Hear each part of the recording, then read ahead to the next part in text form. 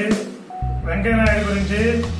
నిన్న రాజ్యసభలో విజయసాయి రెడ్డి గారు అనుచిత వ్యాఖ్యలు చేశారు.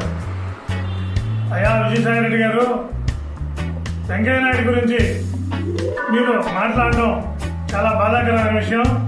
వెంకయ్యనాయుడు గారు ఒక గ్రామ స్థాయి నుండి కష్టపడి ఎదిగి విద్యార్థి నాయకుడిగా, ఒక ఎమ్మెల్యేగా, ఒక ఎంపీగా, సెంట్రల్ మినిస్టర్గా చేసి ఈరోజు మన దేశంలోనే 2వ స్థానంలో నిలబడ్డాడు.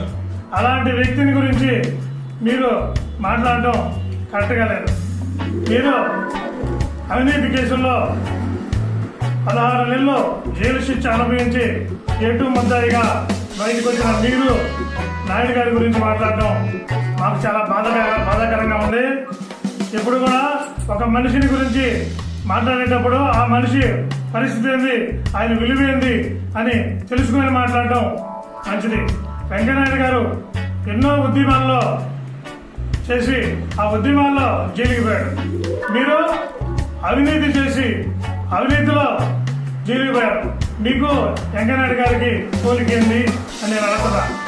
అయ్యా విజయసాయి రెడ్డి గారు, మీ స్థానం ఆయన్ని మాట్లాడి విమర్శించే అంత స్థానం మీది కాదు. కాబట్టి ఎప్పుడైనా మాట్లాడే ముందు తెలుసుకుని మాట్లాడండి. మీరు నిన్న ఆయన మీద అనుచిత వ్యాఖ్యలు చేసిన దానికి క్షమాపణ చెప్పాలని మేము ఈ వెంకటాచలం మండలంలో మా భారతీయ జనతా పార్టీ తరఫున మేము డిమాండ్ చేస్తున్నాం.